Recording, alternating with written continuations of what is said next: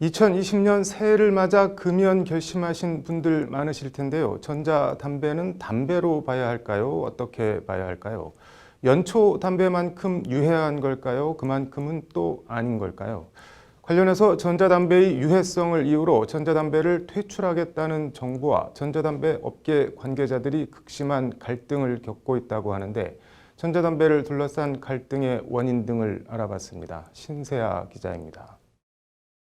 지난 2019년 한 해 국내 담배업계의 화두는 뭐니뭐니 해도 액상형 전자담배였습니다. 애연가들 상당수가 상대적으로 불쾌한 냄새가 안 나고 덜 유해한 것으로 알려진 전자담배로 이른바 환승을 하면서 전자담배 붐이 일어난 겁니다. 전자담배의 아이폰이라 불리는 줄 등 해외 액상형 전자담배들이 잇따라 국내에 출시됐고 KT&G도 자체 전자담배 브랜드를 내놓으며 전자담배 열풍에 가세했습니다.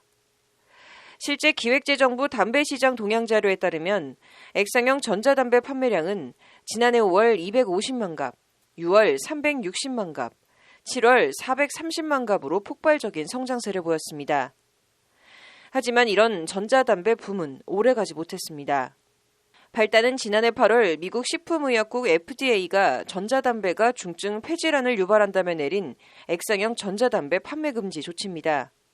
이에 우리 정부도 발빠르게 전자담배 유해성을 우려하며 제품 사용 자제 권고 조치를 내렸고 전자담배는 편의점 등에서 사실상 퇴출 수순을 밟았습니다. 하지만 정부의 이런 조치는 전자담배의 유해성 등에 대한 잘못된 인식에서 비롯됐다는 것이 전자담배 업계 관계자들의 주장입니다. 지금 정부 언론들은 무식과 오만이 하늘을 찌르고 있습니다. 국민들의 눈과 귀를 막고 미세먼지를 고등어 다 타고 탈 없는 액상전자담배가 연초보다 마치 더 해롭다는 듯 여론몰이로 조장해 나가는 정부의 횡포에 연일 잘못된 정보로 나불대는 각 언론들과 보건복지부와 식약처, 질병관리본부, 기획재정부 등 관계부처 합동 국내 액상형 전자담배 내 유해 의심 성분 분석 결과 발표 자료입니다. 국내 시판 중인 153개 액상형 전자담배 분석 결과 미국에서 유통되고 있는 전자담배에서 검출돼 무리를 빚은 대마 유래 성분 THC는 모든 제품에서 검출되지 않았다고 되어 있습니다.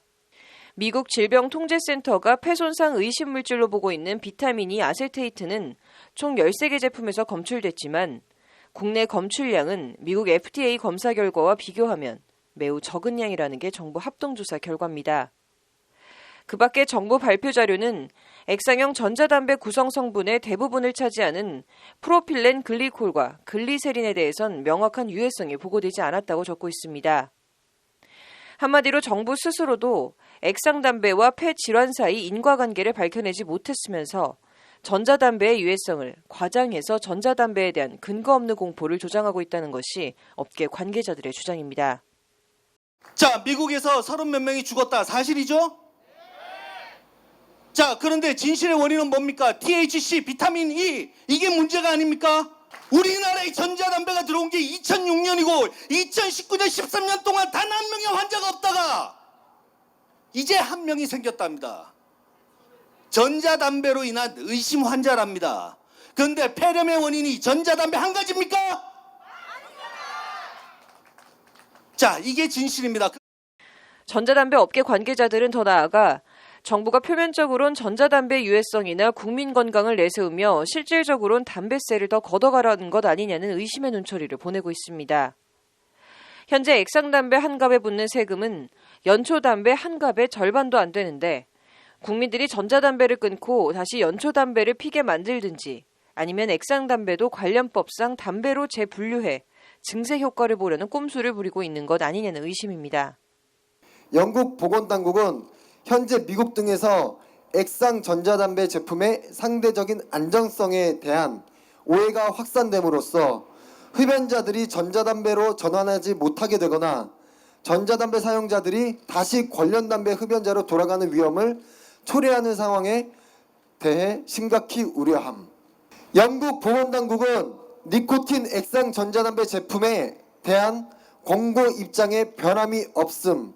영국 보건당국 PHE에서 한 얘기입니다. 이에 대해 정부는 올 상반기 중 관계부처 추가 합동조사를 거쳐 폐 질환과의 인과관계를 규명해 액상담배의 유해성 여부 논란에 대한 종지부를 찍겠다는 입장입니다. 이와 함께 정부는 현재 연초에 잎을 원료로 한 경우만 담배로 규정한 담배사업법 관련 조항도 연초에 줄기, 뿌리 추출 니코틴 제품 등으로 확장해 적용할 방침입니다.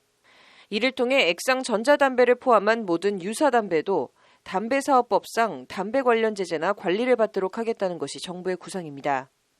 예전부터 담배 연초에 잎을 원료로 한 것만 담배사업법상 담배가 되기 때문에 그 연초에 줄기나 뿌리 같은 거에서 니코틴을 추출하거나 아니면 합성 니코틴을 사용해서 액상형 전자담배를 만들어도 담배에 대한 규제를 하나도 안 받고 있는 상황이거든요. 그런 것들 때문에 이제 법에서 정한 규제를 어떻게 보면 회피하고 있다고.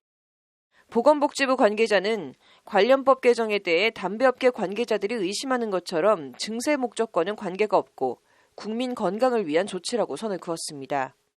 네, 물론 이제 담배사보다 담배로 딱 이게 들어와서 어떤 제품들이 얼마만큼 수입되거나 제조돼서 얼마만큼 팔리고 있는지를 확실하게 알고 있어야 이제 컨트롤을 이제 빈틈없이 할 수 있다고 얘기를 할 수 있기 때문에.